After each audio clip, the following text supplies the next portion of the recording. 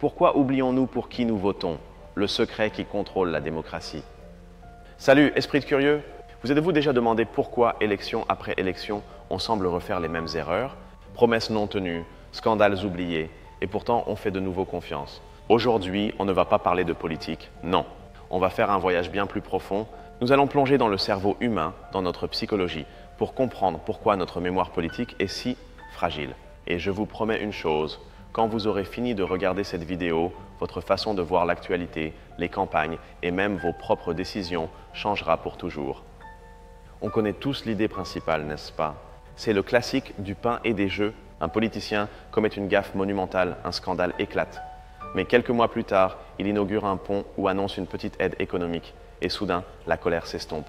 C'est la mémoire à court terme dans toute sa puissance. Le plus récent pèse bien plus lourd que l'ancien, aussi grave que cela ait pu être. Et cela ne se produit pas seulement avec les grands scandales. Pensez aux promesses électorales. Un candidat promet de baisser les impôts, de créer des emplois, d'améliorer la santé. 4 ans passent et peut-être que rien de tout cela n'a été tenu. Mais lors de la nouvelle campagne, il revient avec de nouvelles promesses, avec une énergie renouvelée, et notre cerveau, incroyablement, se concentre sur la nouvelle promesse, non pas sur l'historique des engagements non tenus. C'est comme pardonner à cet ami qui est toujours en retard parce qu'aujourd'hui, juste aujourd'hui, il est arrivé à l'heure. Cette fragilité de la mémoire n'est pas un défaut moderne, c'est presque un trait de survie. Imaginez nos ancêtres dans la savane. Il était bien plus utile de se souvenir où tu avais trouvé des fruits hier que du lion qui a failli te dévorer il y a 1 an. Le cerveau a évolué pour prioriser l'information immédiate et pertinente pour la survie du maintenant. Le problème est que ce même système d'exploitation, si utile pour survivre dans la nature, nous joue des tours dans la complexité d'une société démocratique. Nous avons donc des scandales qui s'oublient, des promesses qui se renouvellent et un cerveau conçu pour le présent.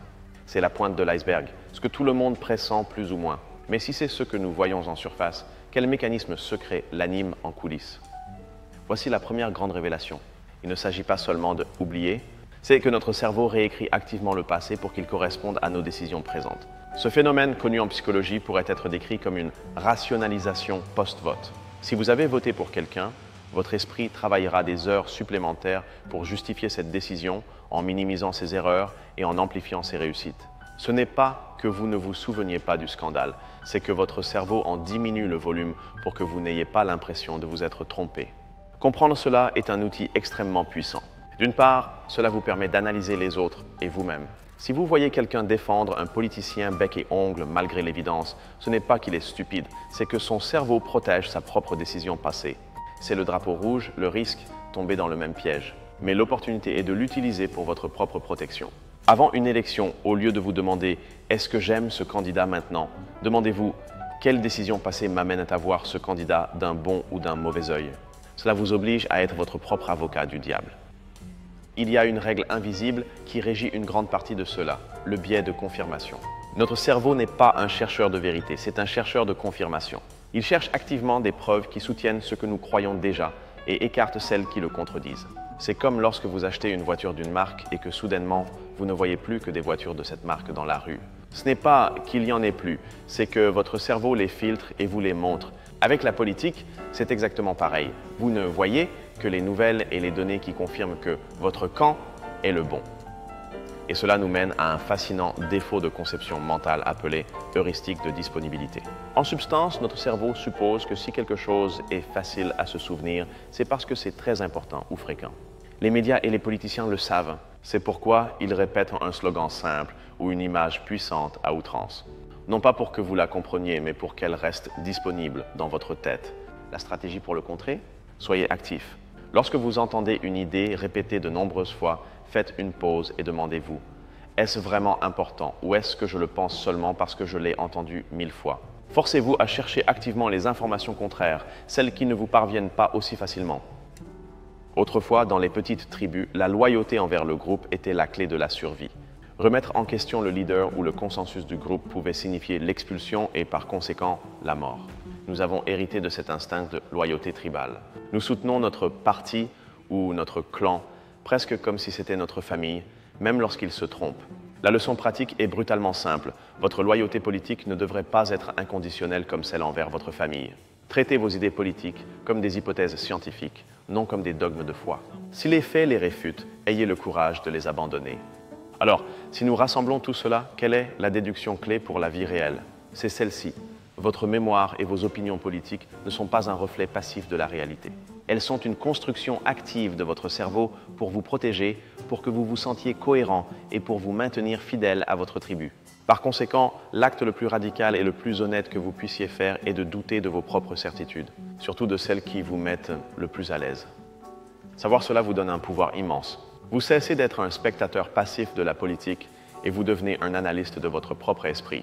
Mais si vous pensiez que c'était déjà clair, préparez-vous, car ici l'histoire devient un véritable chaos. Et ici, nous entrons dans le premier grand débat. Cette mémoire courte est-elle un défaut du système qui doit être corrigé, ou est-ce en réalité une caractéristique nécessaire?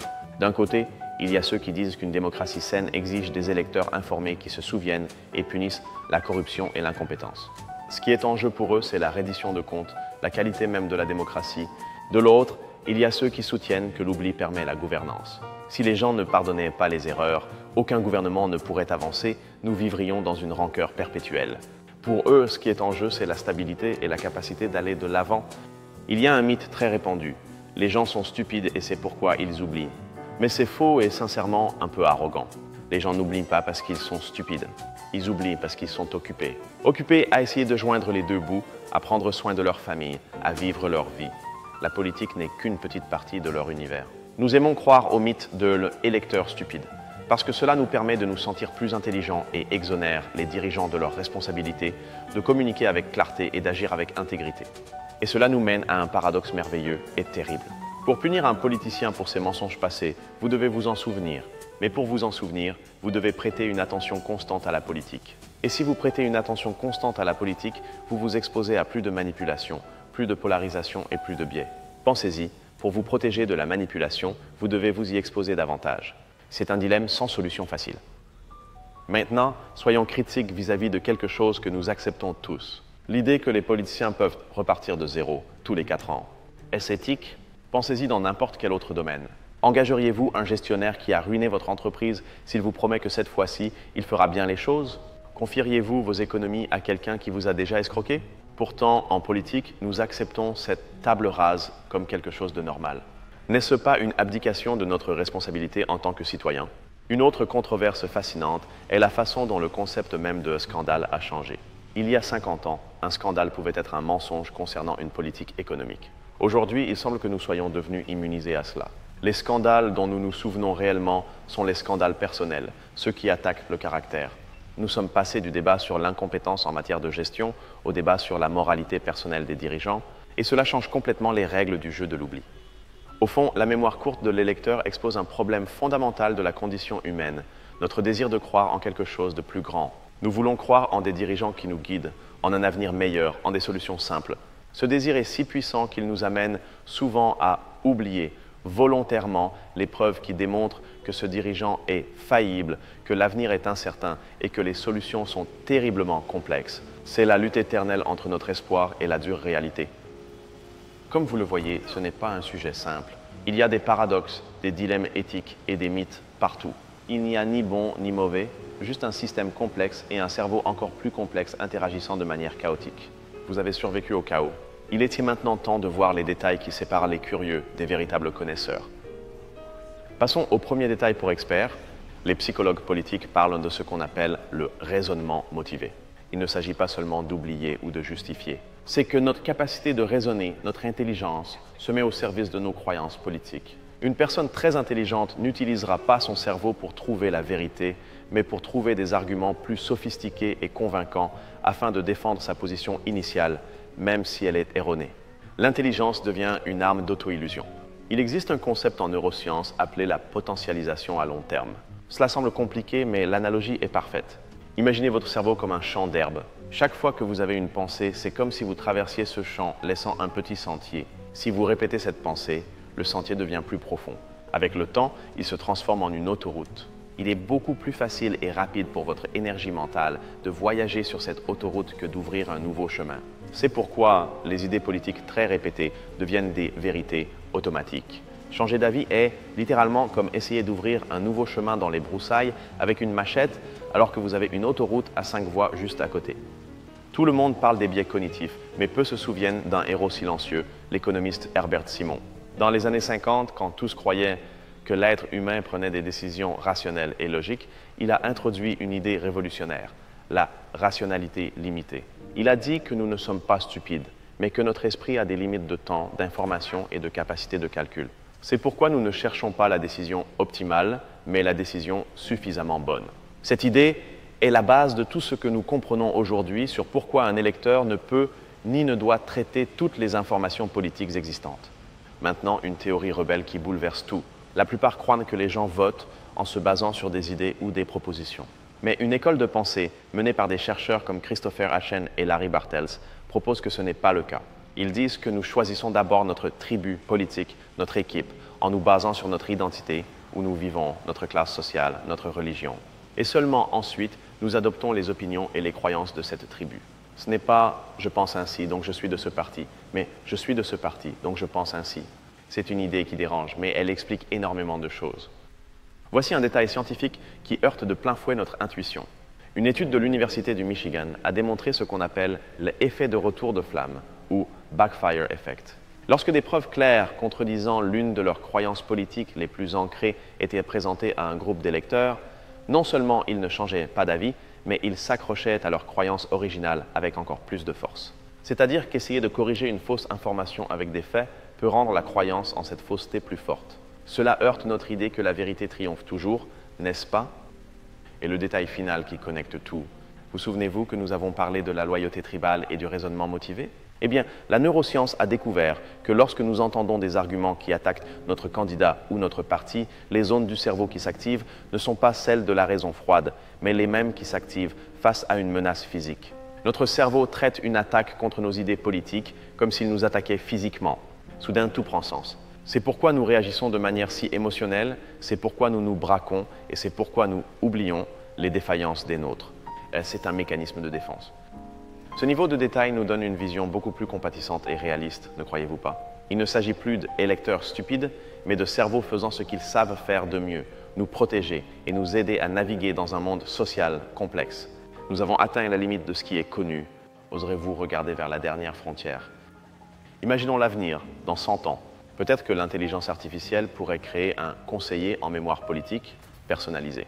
Un système qui vous rappellerait de manière objective et sans biais les promesses faites par un politicien et leur degré de réalisation. Utiliserions-nous un tel outil ou préférerions-nous le confort de notre oubli sélectif? Et c'est ici que la science s'arrête et que la philosophie commence. Si nous pouvions guérir la mémoire courte de l'électeur, si nous pouvions faire en sorte que tout le monde se souvienne de tout avec une parfaite clarté, créerions-nous une société meilleure et plus juste? Ou créerions-nous une société paralysée par la rancœur, incapable de pardonner et d'avancer? Où se trouve l'équilibre entre la mémoire et le pardon à l'échelle sociale? L'implication philosophique la plus vertigineuse concerne notre propre identité. Si nos opinions politiques sont tellement façonnées par les biais, les tribus et les oublis sélectifs, dans quelle mesure sont-elles réellement nôtres? Sommes-nous les auteurs de nos convictions ou sommes-nous simplement les véhicules de processus psychologiques et sociaux que nous comprenons à peine? Pensez-y un instant. Qui choisit vraiment quand vous votez? Et cela se connecte à l'avenir de l'humanité. Des problèmes comme le changement climatique nécessitent des solutions à long terme et des sacrifices au présent. Mais notre cerveau politique, avec sa mémoire courte et son focus sur le maintenant, est terriblement mal équipé pour y faire face. Comprendre et peut-être apprendre à hacker notre propre psychologie politique pourrait être littéralement la clé de notre survie en tant qu'espèce. Et voici la dernière idée, la plus provocante. Peut-être que la démocratie ne fonctionne pas malgré la mémoire courte de l'électeur, mais grâce à elle. Peut-être que l'oubli est l'huile qui lubrifie les rouages d'une machinerie sociale qui, autrement, se gripperait sous le poids de ses propres contradictions. Et avec cette idée, notre voyage est terminé.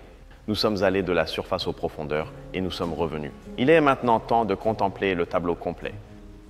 Au début de ce voyage, nous avons parlé de cette idée si familière que les politiciens profitent de notre mauvaise mémoire pour que nous oublions leurs scandales et leurs promesses brisées. Mais regardez où nous en sommes arrivés. Nous savons maintenant que ce n'est pas une simple mauvaise mémoire. C'est un balai très complexe de rationalisation, de loyauté tribale, d'autoroute neuronale et de défense cérébrale face aux menaces perçues. Nous sommes passés du blâme de l'électeur à la compréhension de l'architecture de son esprit. La transformation est incroyable. Et maintenant, je vous pose la question directement. De tout ce voyage, des biais cognitifs aux implications philosophiques, quelle idée vous a le plus marqué ou vous a fait voir les choses d'une manière complètement nouvelle? J'adorerais lire vos réflexions. Un immense merci pour votre temps et votre curiosité. Laissez votre réponse dans les commentaires, car c'est là que la conversation prend vraiment vie. Si vous avez aimé ce voyage dans les profondeurs de la connaissance, abonnez-vous et activez la petite cloche, car nous en avons beaucoup d'autres préparés pour vous. Merci de m'avoir accompagné. Continuez toujours à questionner, continuez toujours à apprendre. La prochaine fois que vous voterez, qui sera réellement aux commandes?